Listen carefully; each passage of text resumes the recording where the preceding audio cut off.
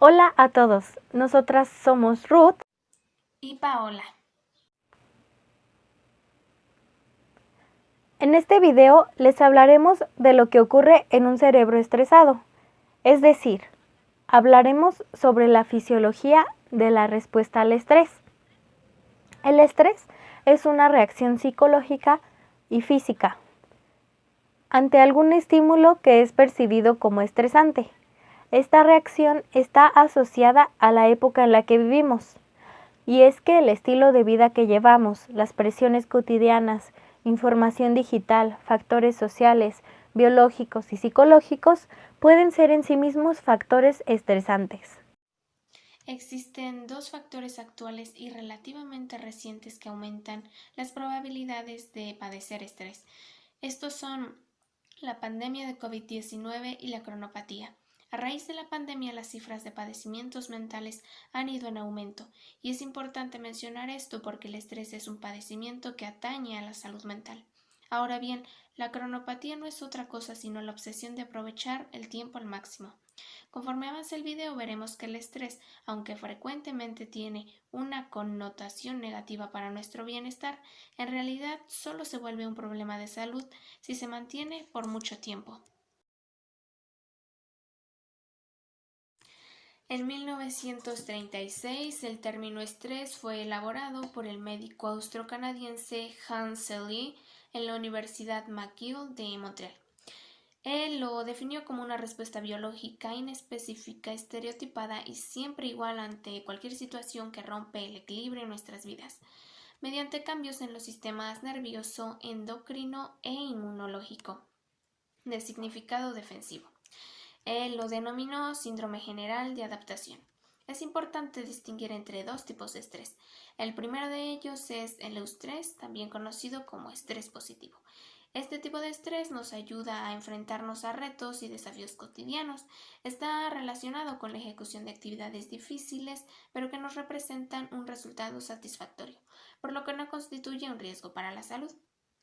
Del otro lado, tenemos al estrés negativo, también llamado distrés, que se da cuando el estresor se convierte en amenaza, frustración, pérdida, aversión o rechazo.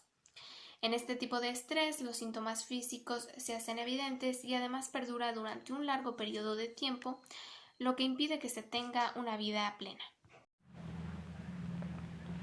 Una vez que llega el estresor a nosotros, el estrés tiene tres fases y estas son: fase de alarma o de huida. En esta fase, el cuerpo tiene la tarea de gestionar el máximo de energía para enfrentarse a una situación difícil. Esto trae consigo reacciones fisiológicas, tales como la tensión muscular, agudización de los sentidos, aumento de la frecuencia cardíaca y la elevación del flujo sanguíneo. En la fase número 2 es la fase de resistencia, que es cuando se mantiene la situación de alerta sin que exista una relajación. El organismo intenta recobrar el equilibrio que ha perdido y se vuelve a producir una nueva respuesta fisiológica, manteniendo así un estado de alerta permanente. Pasamos a la fase de agotamiento si es que este estresor sigue. La tercera es la fase de agotamiento. Esta última fase es la que más problemas trae consigo, pues si el estado de alerta no disminuye o desaparece, la resistencia del organismo termina por agotarse. Entonces aparecen en consecuencia problemas físicos y psicológicos, provocando así debilidad, agotamiento, angustia y deseos de huir. Para continuar con el video es importante aclarar que la mayoría de las implicaciones fisiológicas de las que hablaremos son en cuanto al distrés. Ahora bien, hablaremos primeramente sobre las tres principales áreas afectadas por el distrés. Estas son el hipocampo, la corteza prefrontal y la amígdala, que son los centros de la memoria, la función ejecutiva y la gestión de las emociones. El hipocampo se encuentra en una posición de vulnerabilidad frente al estrés porque sus células tienen el mayor número de receptores cerebrales de cortisol. Un receptor es una entrada especializada a una célula. Un receptor posibilita que neurotransmisores y hormonas modulen el funcionamiento interno de la célula de distintas formas. Si las células hipocampales se exponen al cortisol por un breve periodo de tiempo, estas funcionan mejor porque favorecen la memoria.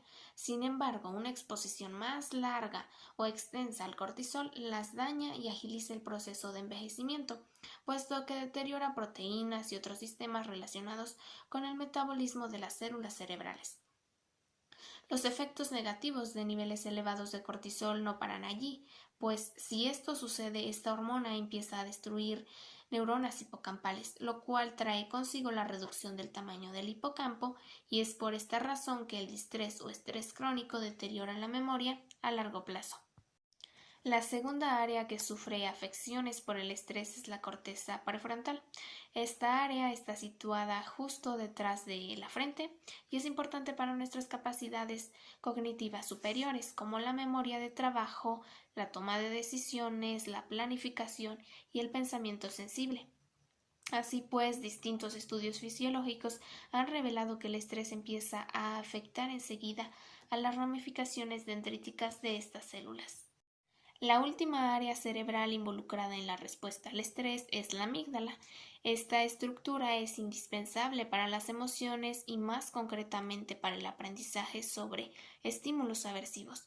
A diferencia del hipocampo y la corteza prefrontal, que sufren daños por el estrés, un mayor estrés en pacientes con trastorno de estrés postraumático pone a la amígdala a trabajar a toda marcha. Así pues, en los pacientes afectados existe una mayor activación de la amígdala y a la vez se inhibe la función prefrontal. Ahora que hemos hablado sobre estas tres áreas cerebrales, continuaremos hablando sobre la respuesta al estrés en tres principales momentos. Aquí vale la pena mencionar que mediante esta división en partes lo que se intenta es que se comprenda el tema. Sin embargo, hay diversas formas de explicarlo y esta es solo una de ellas. Bueno, ahora que hemos aclarado esto, prosigamos. En la primera parte, el sistema que se ve involucrado es el sistema nervioso somático, que se encarga de enviar órdenes al cuerpo para que se levante y se mueva. Sus componentes básicos son la corteza motora primaria, que se sitúa en la corteza frontal, y la vía que desde esta área cerebral recorre la médula espinal y los nervios hasta llegar a todos los músculos voluntarios del cuerpo. Estos músculos son los que podemos mover de manera consciente y que pueden movilizarnos para que escapemos de situaciones peligrosas. En segundo lugar, el sistema que se ve involucrado es el sistema nervioso autónomo. Este sistema está dividido en dos secciones, el sistema nervioso simpático y el sistema nervioso parasimpático. Hay que recalcar que estos dos sistemas funcionan en situaciones muy distintas.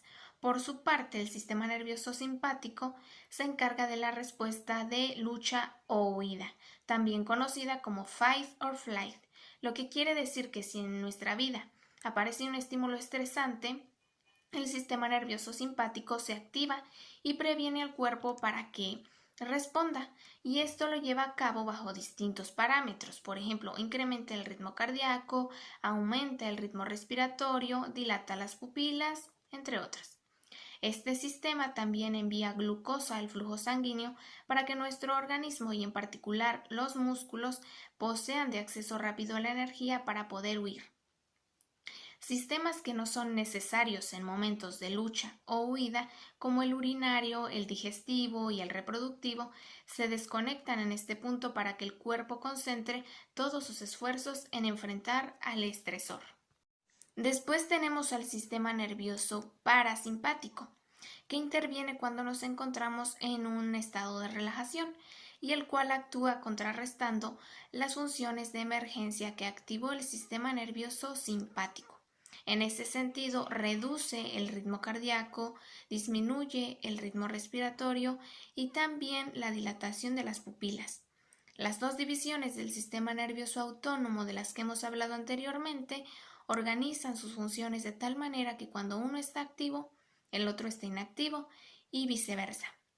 El sistema nervioso simpático está implicado en la fase de alarma o huida y por su parte el sistema nervioso parasimpático tiene que ver de alguna manera, aunque no completamente, con la fase de resistencia.